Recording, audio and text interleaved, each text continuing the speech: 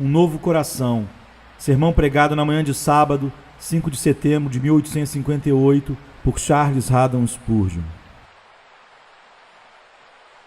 Dar-vos-ei coração novo, e porei dentro de vós espírito novo. Tirarei de vós o coração de pedra, e vos darei um coração de carne. Ezequiel 36, 26. Contemple uma das maravilhas do amor divino. Quando Deus fez suas criaturas, uma criação que ele considerou como suficiente, se essas caíssem da condição em que elas tinham sido criadas, Deus normalmente consentia que sofressem o castigo da sua transgressão e que morressem no lugar em que elas caíram. Mas aqui ele faz uma exceção. O homem caído, criado puro e santo por seu Criador, se rebelou ímpia e deliberadamente contra o Altíssimo e perdeu seu primeiro estado. Mas contemplem, ele é para ser o objeto de uma nova criação através do poder do Espírito Santo de Deus. Contemplem isto e maravilhai-vos. Que é o homem comparado a um anjo? Não é algo pequeno e insignificante?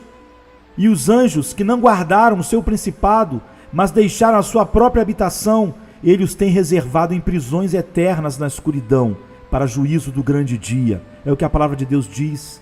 Deus não teve misericórdia deles. Ele lhes fez puros e santos, e deveriam ter permanecido assim, porém, visto que eles deliberadamente se rebelaram, ele arremessou-lhes dos seus brilhantes tronos para sempre, e sem uma só promessa de misericórdia.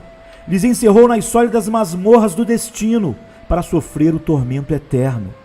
Porém, maravilhai-vos, ó céus, o Deus que destruiu os anjos desceu do seu alto trono de glória para falar ao homem assim e dizer-lhe: ora, vós caístes de mim como os anjos. Vós haveis errado grandemente e haveis deixado meus caminhos. Não por amor de vós eu faço isto, mas por amor do meu próprio nome.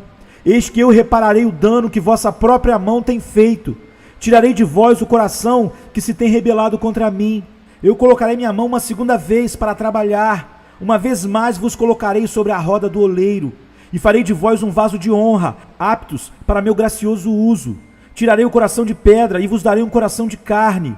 Um novo coração vos darei, um novo espírito porei dentro de vós. Não é isto uma maravilha da soberania divina e da infinita graça?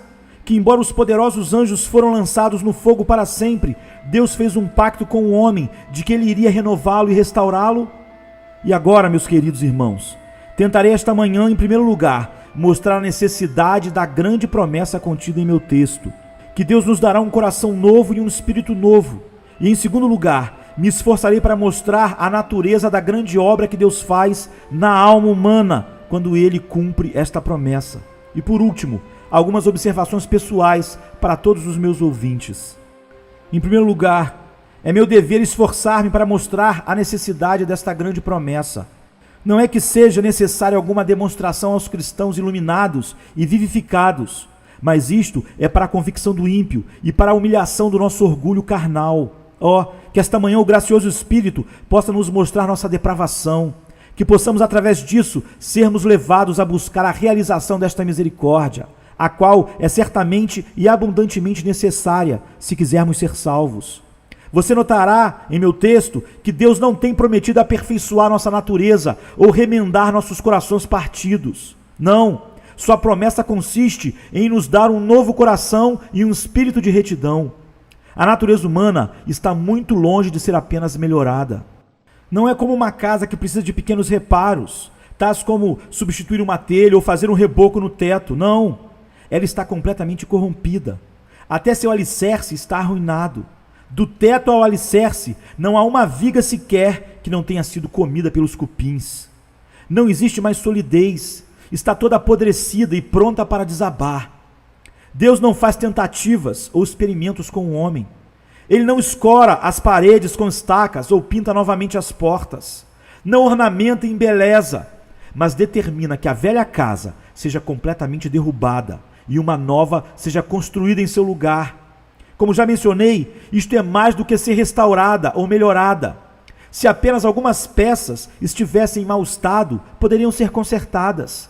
Se tão somente uma ou duas engrenagens dessa grande máquina chamada humanidade estivessem quebradas, o Criador colocaria tudo em ordem, trocaria as peças quebradas, substituiria a roda danificada e a máquina voltaria a trabalhar. Pelo contrário, Os reparos são necessários por toda parte. Não há sequer uma alavanca que não esteja quebrada, ou eixo sem estragos.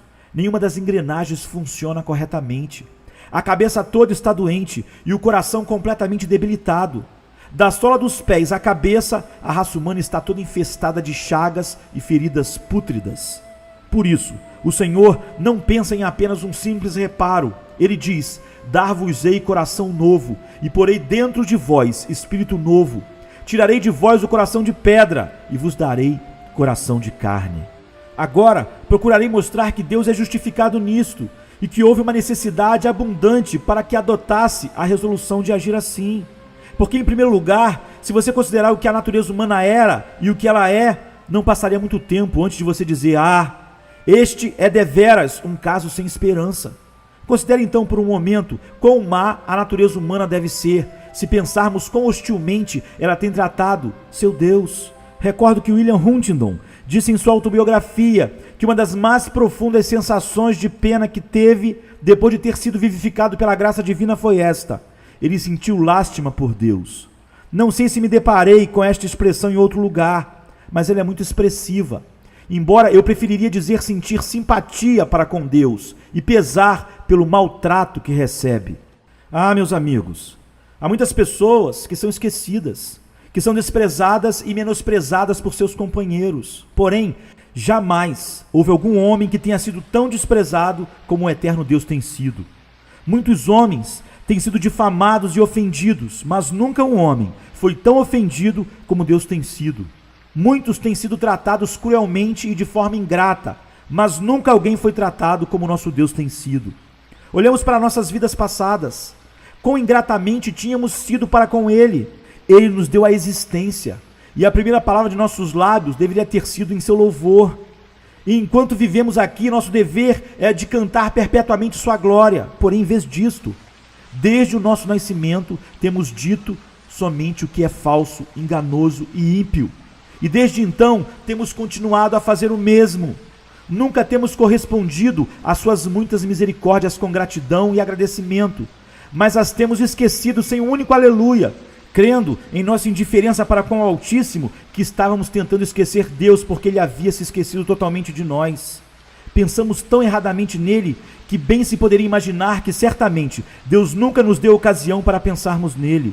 Addison disse: quando todas as tuas misericórdias, ó meu Deus, minha alma nascente analisa, transportada com a visão, me perco em maravilha, amor e louvor. Porém, eu creio que, se olharmos para trás, com olhos de penitência, seremos imersos em assombrosa vergonha e tristeza, porque nosso choro será: como pude tratar tão mal a um amigo tão bom? Como pude esquecer-me de tão misericordioso e benfeitor, e não haver abraçado nunca a um pai tão dedicado? Como nunca lhe dei um beijo da minha amorosa gratidão? Como nunca busquei a forma de fazer algo para indicar-lhe que apreciava a sua bondade e que sentia um grato retorno do seu amor em meu coração? Porém, pior do que isto, nós não temos somente nos esquecido dele, mas temos nos rebelado contra ele, temos assaltado o Altíssimo. Se conhecemos qualquer coisa que nos faça lembrar de Deus, estamos prontos a odiarmos. Temos desprezado o seu povo, temos chamado-os de santarrões e de hipócritas. Temos menosprezado o seu dia.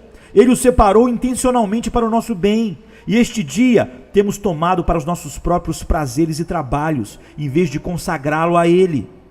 Ele nos deu um livro como prova de amor e deseja que o leiamos, porque este livro está cheio do seu amor para conosco. E o temos guardado perenemente fechado, até as aranhas tecerem suas teias ao redor de suas folhas. Ele abriu uma casa de oração e nos convidou para irmos lá, para falar-nos ali desde o seu trono de misericórdia. Porém, nós temos frequentemente preferido o teatro à casa de Deus e a escutar qualquer coisa antes que a voz que nos fala desde o céu. Meus amigos, novamente vos digo que nunca houve um homem tratado pelos seus semelhantes, até mesmo o pior dos homens, tão mal como Deus tem sido. E todavia, enquanto os homens têm maltratado, Ele ainda continua a abençoá-los. Ele tem colocado fôlego nas narinas do homem, até quando este lhe tem amaldiçoado. Ele tem dado alimento para ele comer, até quando este tem gasto a força do seu corpo em guerra contra o Altíssimo. E no próprio domingo, quando tu tens estado quebrando seus mandamentos e gastando o dia em suas próprias luxúrias, É Ele que tem dado a luz aos teus olhos, fôlego para os seus pulmões e força para seus nervos e tendões, abençoando você enquanto você lhe amaldiçoa. Oh, que consolo saber que Ele é Deus e não muda. Senão nós, os filhos de Jacó, teríamos sido consumidos há muito tempo atrás, e justamente. Imaginem uma pobre criatura morrendo em uma fossa. Não creio que tal coisa aconteça neste país, mas se tal coisa ocorresse, se alguém que fosse rico subitamente se tornasse pobre e todos os seus amigos lhe abandonassem, e se quando ele pedisse pão ninguém lhe ajudasse, até que finalmente, e sem sequer um trapo para se cobrir, seu corpo maltratado fosse lançado vivo em uma fossa, isto, eu creio, seria o extremo do menosprezo humano à humanidade. Mas Jesus Cristo, o Filho de Deus, foi tratado mais perversamente do que isto. Seria 1000 vezes mais misericordioso para com ele, se eles o tivessem permitido morrer desamparado em uma fossa. Mas a natureza humana não tem sido tão boa assim. Ele teve que conhecer o ápice da maldade humana, e portanto Deus permitiu que os homens se apoderassem de Cristo e o cravassem no madeiro. Ele permitiu que o colocasse dependurado no madeiro e que zombassem da sua sede, oferecendo-lhe vinagre, e que ridicularizassem e desprezassem o extremo das suas agonias. Deus permitiu que os homens fizessem dele um objeto de risos e desdém, e que olhos lascivos e cruéis contemplassem o seu corpo rasgado e despido. Ó opróbrio da humanidade! Nunca houve alguma criatura tão perversa como o homem. As próprias bestas são melhores do que ele, porque o homem tem os piores atributos delas e nenhum dos seus melhores. Ele tem a ferocidade do leão sem a sua nobreza. Tem a teimosia de um asno sem a sua paciência. Tem toda a gula devoradora de um lobo sem a sabedoria de evitar as armadilhas. Ele é um abutre ávido por cadáver, porém nunca está satisfeito.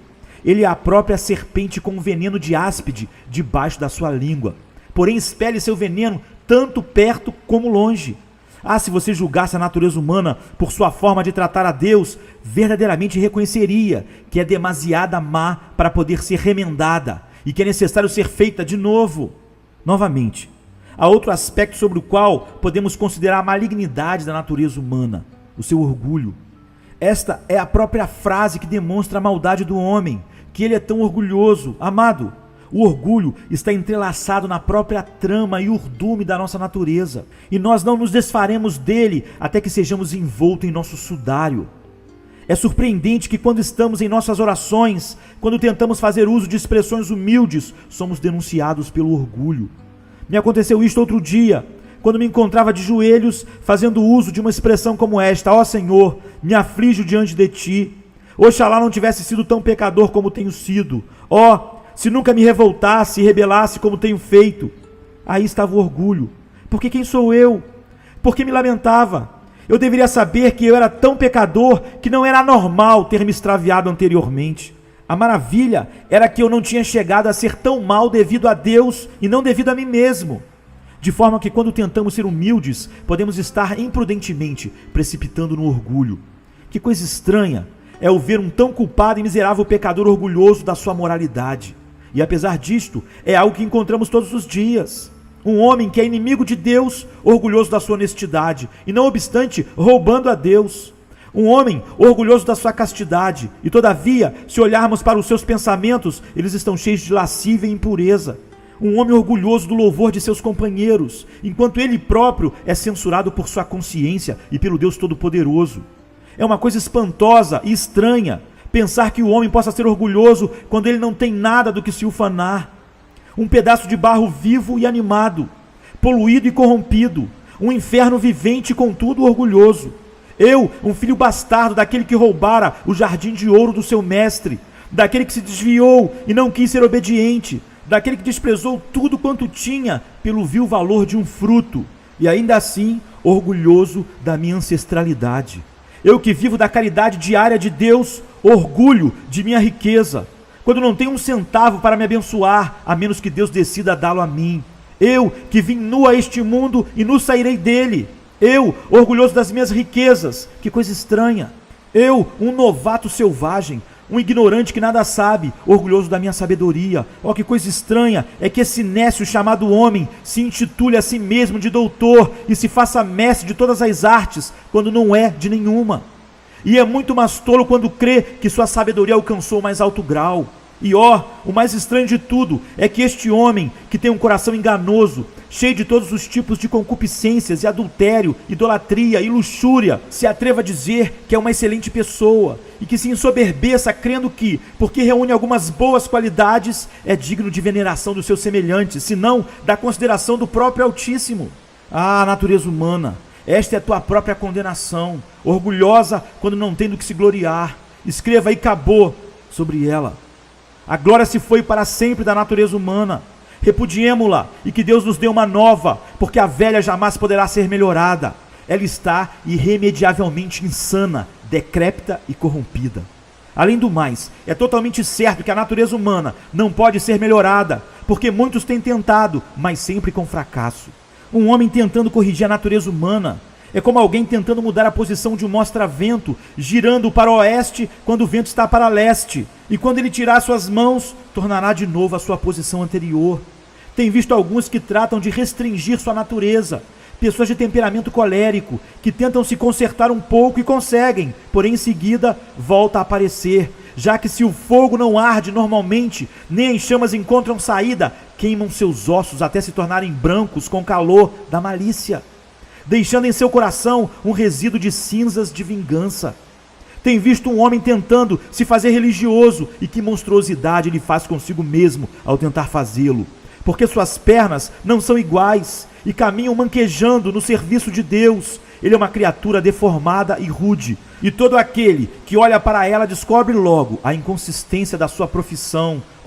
Asseguramos que é em vão para tal homem tentar se parecer branco, bem como para o etíope pensar que pode fazer sua pele se parecer branca pela aplicação de cosméticos sobre ela, ou para o leopardo pensar que suas manchas podem ser limpas. Que tal homem nunca imagine que pode cancelar a ruindade da sua natureza por esforços religiosos. Eu tenho tentado muitas vezes reformar-me sem nenhum êxito. Quando começava, encontrava um demônio dentro de mim, e quando terminava, o número tinha aumentado para 10. Em vez de me tornar melhor, piorava, e os diabos da minha justiça própria, da confiança em si mesmo, do orgulho e de muitos outros faziam em mim morada. Quando estava ocupado varrendo minha casa e adornando-a, eis aqui um que procurava livrar-se disso e que tinha saído um pouco, retornando e trazendo consigo outros 7 espíritos mais ímpios do que ele mesmo, e entrando e habitando ali. Meus queridos amigos, vocês podem tentar se reformar, mas descobrireis vossa impossibilidade, e lembrarão que mesmo se pudessem, não seria esta a obra que Deus requer. Ele não requer reformas, mas renovação. Ele não deseja um coração um pouco melhorado, mas um novo coração. Mas, novamente, vocês facilmente perceberão que devem ter um novo coração quando considerarem quais são as ocupações e gozos da religião cristã. A natureza que pode alimentar-se da imundícia do pecado e devorar o cadáver da iniquidade não é de todo algum uma natureza que poderá cantar louvores a Deus e regozijar em seu santo nome. O corvo, que tem comido de tudo que é repugnante, esperas que ele chegará a ter a bondade da pomba e brincar com o seu par no telhado? Não! A menos que possas mudar o corvo em uma pomba, porque enquanto ele for corvo, todas as suas propensões inatas lhe inclinarão sempre para o imundo, e lhe será impossível fazer algo que esteja acima da sua natureza de corvo. Vocês têm visto o abutre devorando a carne putrefada, e esperais ver-lhe pousando na grama cantando louvores a Deus, com seu rouco chiado e gás na garganta? E vocês podem imaginar que o vereis como a galinha picando o grão limpo à porta do celeiro, sem que seu caráter e disposição sejam completamente mudados? Impossível. Vocês podem imaginar que um leão deite com um bezerro e coma a palha com o boi, sendo ele ainda leão? Não. Deve haver uma mudança. Você pode colocar nele pele de ovelha, porém jamais será uma ovelha, a menos que a natureza do leão seja despojada. Tentai melhorar um leão por tanto tempo como quiserem. Se o próprio Van Burg tivesse estado melhorando seus leões durante 1000 anos, jamais haveria feito deles ovelhas. E também podeis tentar melhorar o corvo e o abutre durante todo o tempo que lhe agradar. Porém, jamais podereis fazer deles pombas. É necessário que haja uma mudança total de caráter. Assim, pois, dizei-me, é possível que um homem que tem estado cantando as obscenas canções da embriaguez, que tenha manchado o seu corpo com toda a classe de impurezas e tenha amaldiçoado a Deus, possa entoar seus supremos louvores no céu, como aquele que tem amado os caminhos da pureza e da comunhão com Cristo? Não, nunca, a menos que a sua natureza tenha sido totalmente mudada.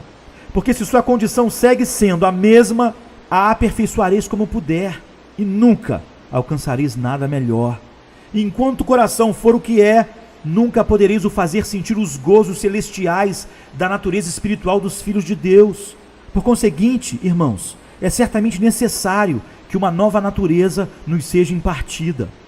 E uma consideração a mais, e concluirei este ponto: Deus odeia uma natureza depravada e, portanto, esta deve ser tirada antes que possamos ser aceitos por Ele.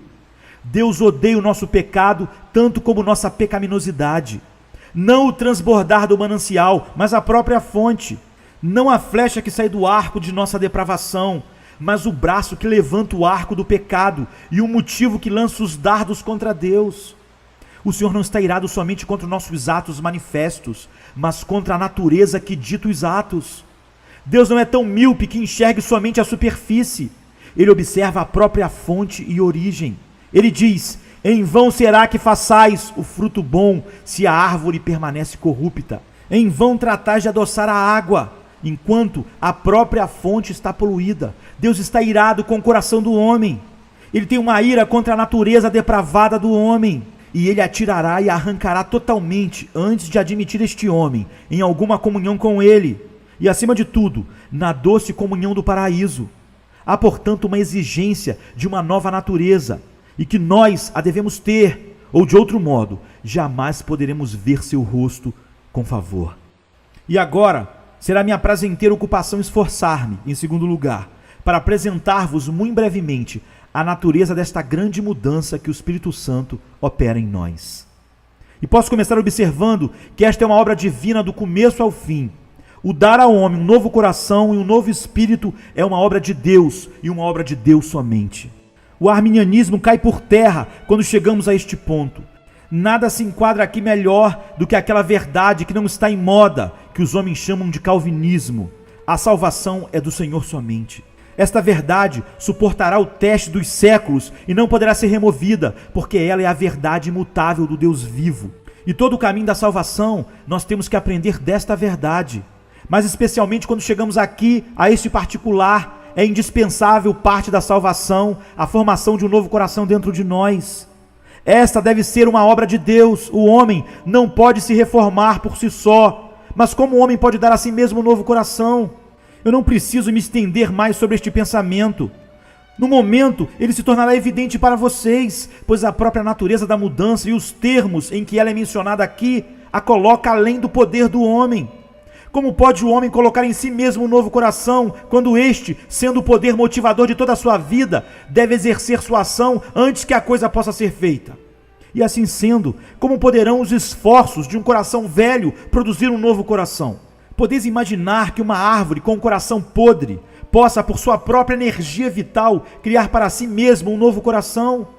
Não podeis suportar tal coisa. Se o coração fosse reto em sua essência e os defeitos estivessem simplesmente em algum ramo da árvore, vocês poderiam conceber que a árvore, através do poder vital da sua seiva dentro do seu coração, poderia retificar o erro. Sabemos que há certa classe de insetos que, quando perdem seus membros, pelo poder vital que há neles, são capazes de recuperá-los novamente. Porém, arrancai a fonte do poder vital, o coração, deixe-o enfermar ali, e que pode existir que possa, por alguma possibilidade, ratificá-lo, a menos por um poder sem fim, na realidade, um poder de cima. Oh, amados, jamais houve um homem que tenha andado tanto quanto a grossura de um cabelo num caminho que conduz a um novo coração. Ele deve permanecer passivo ali. Ele se tornará ativo mais adiante, mas no momento em que Deus coloca uma nova vida na alma, o homem está passivo. E se existe algo de atividade, é uma atividade de resistência contra isso, até que Deus, derrotando a resistência pela sua vitoriosa graça, exerce seu senhorio sobre a vontade do homem. Eu repito novamente, esta é uma mudança graciosa. Quando Deus coloca um novo coração no homem, não é porque o homem mereça um novo coração, porque não há nada de bom em sua natureza que possa ter movido Deus a lhe dar um novo espírito. O Senhor simplesmente dá ao homem um novo coração porque Ele assim o deseja. Esta é a sua única razão. Mas, você diz, suponha que um homem clame por um novo coração. Eu respondo, nenhum homem jamais clamou por um novo coração até que ele o tenha recebido. Porque o clamor por um novo coração prova que já existe um novo coração ali. Mas diz alguém, não devemos, pois, pedir por um espírito novo? Sim, sei que esta é a nossa obrigação, mas sei igualmente que esta é uma obrigação que nunca será cumprida. Vocês são ordenados a fazer por si mesmos novos corações, mas sei que nunca tentareis fazê-lo, até que Deus, em primeiro lugar, os mova a isto. Assim que vocês começarem a buscar por um novo coração, isto será uma evidência presumível de que um novo coração já está ali em seu germe, porque não teria existido esta germinação em oração, a menos que a semente estivesse ali antes. Mas, diz outro, suponhamos que haja alguém que não tem esse novo coração e, contudo, anseie tê-lo, e ele o terá? Tu não deverias fazer suposições impossíveis.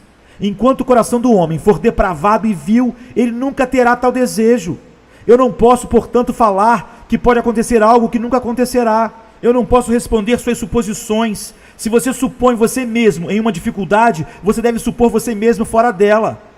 Mas o fato é que o homem nunca buscou, nem jamais buscará um novo coração ou um espírito reto, até que, antes de tudo, a graça de Deus comece a sua boa obra nele. Se há algum cristão aqui que começou com Deus, que o publique nos 4 cantos da terra. Ouçamos, ainda que somente uma vez, que houve alguém que se antecipou ao seu Criador. Porém, eu nunca conheci um caso parecido. Todo cristão declara que Deus começou a obra, e eles com gozo cantam, foi o mesmo amor que preparou o banquete, que docilmente me forçou a entrar, pois de outra forma teria recusado provar, e em meu pecado perecido já. Esta é uma graciosa mudança, livremente dada sem qualquer mérito da criatura, sem qualquer desejo ou boa vontade que o precedam. Deus a opera por seu próprio beneplácito, e não de acordo com a vontade do homem. Uma vez mais, ela é um esforço vitorioso da graça divina. Quando Deus primeiramente começa a obra de mudar o coração, Ele encontra o homem totalmente contrário a que tal mudança se realize. O homem, por natureza, chuta e luta contra Deus. Ele não quer ser salvo. Eu devo confessar que eu nunca teria sido salvo se eu pudesse ter contribuído para isto. Durante todo o tempo que pude, me rebelei, revoltei e lutei contra Deus. Quando Ele queria que eu orasse, eu não fazia. Quando Ele queria que eu ouvisse a voz de um ministro, eu não ouvia. E quando eu ouvia e as lágrimas rolavam em minha face, eu as secava e resistia ao derreter do meu coração. Quando meu coração era um pouco tocado, tentava distraí-lo com prazeres pecaminosos. E quando não era desta forma, tratava de defender-me com minha justiça própria. E não teria sido salvo se o sopro eficaz da sua graça não me houvesse alcançado, vencendo toda a oposição com seu esforço irresistível.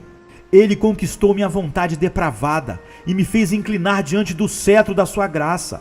E assim ocorre em todos os casos. O homem se revolta contra seu Criador e seu Salvador, mas quando Deus determina salvá-lo, Ele o salva. Deus terá o pecador se Ele assim o decide.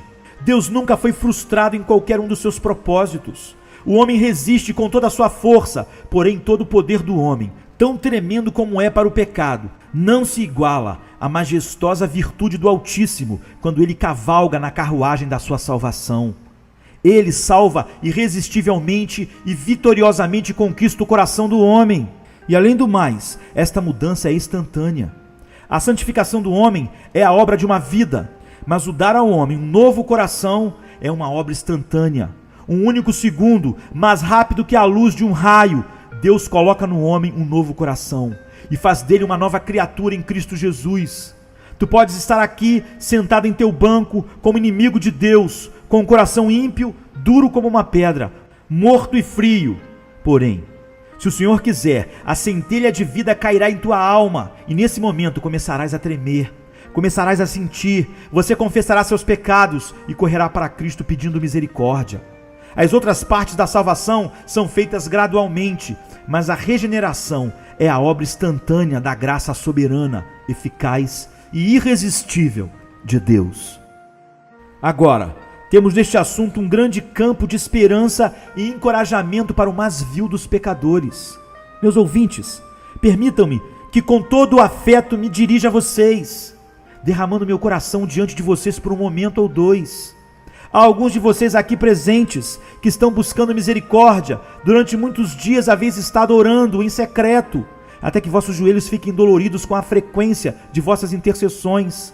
Vocês clamam a Deus dizendo: crie em mim um coração puro e renove um espírito reto dentro de mim. Consolai-vos com esta consideração. Sabeis que vossa oração já tem sido escutada. Vocês têm um coração novo e um espírito reto.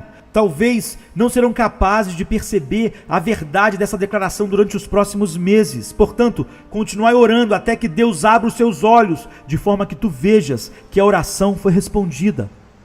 Se odeias o pecado, esta não é a natureza humana. Se anelais ser amigo de Deus, esta não é a natureza humana.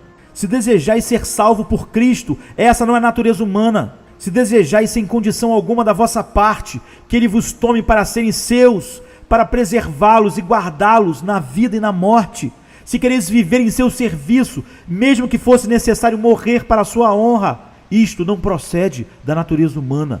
Isto é a obra da graça divina. Já há algo bom em vós. O Senhor começou a boa obra em vosso coração, e Ele a aperfeiçoará até o fim. Todos estes desejos e anelos são algo que vós jamais poderiam ter sentido de si mesmos. Deus tem vos ajudado a subir esta divina escada da graça. E tão certo como Ele tem feito que muitos degraus fiquem para trás, Ele vos levará até o próprio pico, até Ele vos tomar nos braços do seu amor na glória eterna. Há outros de vocês, contudo, que não progrediram tão longe, mas que estão sendo levados ao desespero. O diabo tem vos dito que não podeis serem salvos. Vocês têm sido tão culpado, tão vil. Qualquer outra pessoa no mundo poderia encontrar misericórdia, menos você, porque você não deseja ser salvo. Escute-me então, querido amigo. Não tenho eu tentado fazer tão claro como a luz do sol que Deus nunca salva o homem pelo que este é, e que não começa nem aperfeiçoa a sua obra em nós pelo que tenhamos de bom em nós mesmos? O maior dos pecadores pode ser tão merecedor da divina misericórdia como o menor dos pecadores. Aquele que tem sido o primeiro dos criminosos, repito, é tão digno de ser acolhido pela soberana graça como que tem sido o próprio exemplo da moralidade. Porque Deus não quer nada de nós. Ele não é como o lavrador. Ele não deseja arar todos os dias sobre as rochas e enviar seus cavalos sobre a areia. Ele quer um terreno fértil para começar a sua tarefa. Mas Deus não é assim. Ele começa com um terreno rochoso e Ele triturará esses corações rochosos de vocês até que eles se tornem ricos e negros moldes de pesar penitencial. E então, Ele semeará neles a semente da vida até que dê 100 vezes mais fruto. Mas Ele não quer nada de vocês para começar. Ele pode te tomar um ladrão, um beberrão, uma meretriz, ou o que você possa ser. Ele pode fazer com que tu caias de joelho clamando por misericórdia, e então levar-te a ter uma vida santa e te guardar até o fim. Alguém diz: eu desejo que Ele faça isso comigo. Então, bem, alma que assim falas, se é sincero no que diz, Ele o fará. Se tu desejas, hoje serás salvo. Jamais houve um Deus indisposto para um pecador bem disposto. Pecador, se tu queres ser salvo, Deus não deseja a morte de ninguém, senão que todos venham ao arrependimento, e tu és convidado livremente esta manhã a voltar teus olhos para a cruz de Cristo. Jesus Cristo sofreu os pecados dos homens e levou suas aflições. Você é convidado a olhar para lá e confiar verdadeiramente, simples e irrestritamente. Então tu serás salvo. Esse desejo teu, se é sincero, mostra que Deus já começou a produzir em ti uma viva esperança. Se esse sincero anelo permanece, será o sinal evidente de que o Senhor te trouxe para Ele próprio, e tu és e serás seu. E agora, todos vós reflitam, vós que não sois convertidos, que todos vocês esta manhã estão nas mãos de Deus. Merecemos a condenação. Se Deus nos condena, não haverá uma só palavra que possa alçar contra o seu feito. Nós não podemos nos salvar, estamos totalmente em suas mãos. Como uma traça que é esmagada sobre o dedo, Ele pode nos esmagar, se Ele quiser. Ou Ele pode nos dar liberdade e nos salvar. Quais não devem ser nossos pensamentos atemorizantes, se cremos nisto? Porque deveríamos cair sobre o nosso rosto quando chegássemos em nossas casas e clamar: grande Deus, salva-me, um pecador, salva-me. Eu renuncio todos os meus méritos, porque não tenho nenhum. Eu mereço a perdição. Senhor, salva-me, por amor do nome de Cristo. E vive o Senhor meu Deus, em cuja presença estou, que não haverá nenhum de vós que assim faça, a quem meu Deus feche as portas da misericórdia. Vá e prove o pecador. Vá e prove-o. Caia de joelhos em teu quarto hoje e prove meu mestre. Veja se ele não te perdoará. Você pensa tão cruelmente dele.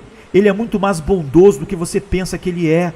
Você acha que ele é um mestre rude, mas ele não é. Eu pensei que ele me trataria com severidade e ira. E quando eu o procurei, disse: certamente, se ele colocar todo o mundo ao meu lado, ele me rejeitará. Mas eu sei que ele me tomou para seu seio. E quando eu pensei que ele me desprezaria para sempre, ele disse: apaguei as tuas transgressões como a névoa, e os teus pecados como a nuvem. E eu me maravilhei. Como isso podia ser? E eu me maravilho agora. Mas assim será no seu caso. Somente prove-o e eu te suplico. O Senhor te ajude a prová-lo, e para ele será a glória, e para você a felicidade e a bem-aventurança para sempre. É isso que acontece quando recebemos dele um novo coração. Que Deus nos ajude. Amém. Um novo coração. Sermão pregado por Charles Haddon Spurgeon na manhã de 5 de setembro de 1855.